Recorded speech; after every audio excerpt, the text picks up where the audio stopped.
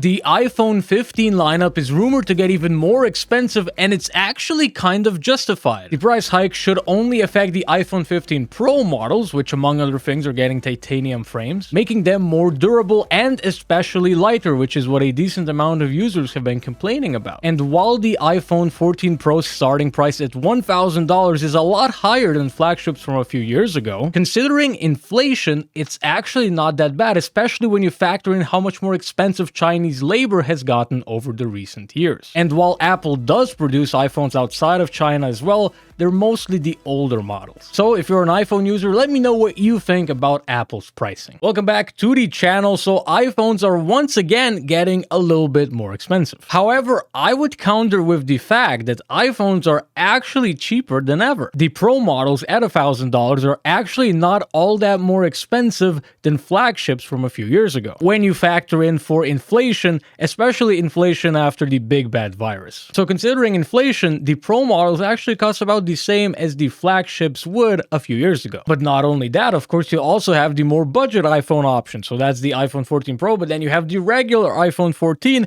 and then you even have the two previous generations. Oh, and the iPhone SE. I almost forgot about that one. But the problem for the older iPhones is that Apple is just too damn good at marketing. Because every time you watch a new keynote of theirs and when they make ads and such, they really are just so great at presenting like little incremental improvements as just revolutionary things that are gonna make your old device completely obsolete already. So you're just sort of subconsciously led to believe that, oh, I cannot get or have a 1 or 2 year old iPhone because that's just so completely outdated. It doesn't make sense. But aside from the status symbol that a new iPhone does provide, do you really actually need that slightly better processor, that slightly better camera? Do you really need that slightly better phone? Like, will it actually really impact your life that much? Will your Instagram followers really be able to distinguish between an iPhone 13 and an iPhone 14 photo? Probably not. And of course, I'm using Instagram and photos, for example, but I mean that in a very general way, as far as the camera,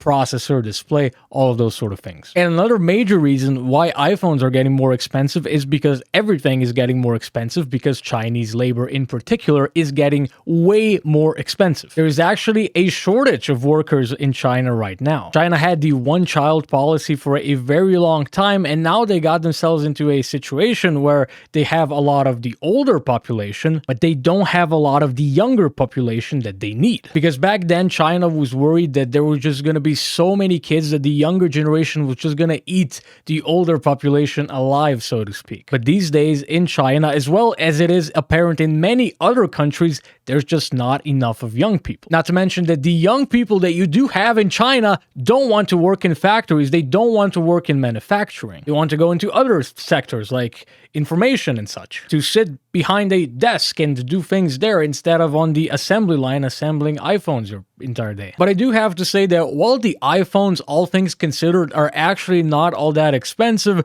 the storage markup that Apple demands for their iPhones and for their Macs, pretty much for anything, they have a pretty big markup there. And the big price increase here is the main thing that has always sort of kept me off of the iPhone. In general, I've just been very hesitant to replace my Samsung Galaxy S8, a very old phone, at this point, but what it does have is a microSD card slot, and well, the thing is, for about $130, you can get a 1 terabyte microSD card instead of paying the usual fee of like $100 to get 128 gigabytes more into your phone. And sure, obviously the storage, the SSDs that are in phones are just way faster than microSD cards, but in all honesty, me and probably a lot more people, all we need is 128 gigabytes for the OS and the few apps that we use all the time, and then we could just use a cheap microSD card to just have tons of storage for the apps that we don't use all the time, for tons of photos, for tons of video, for tons of music,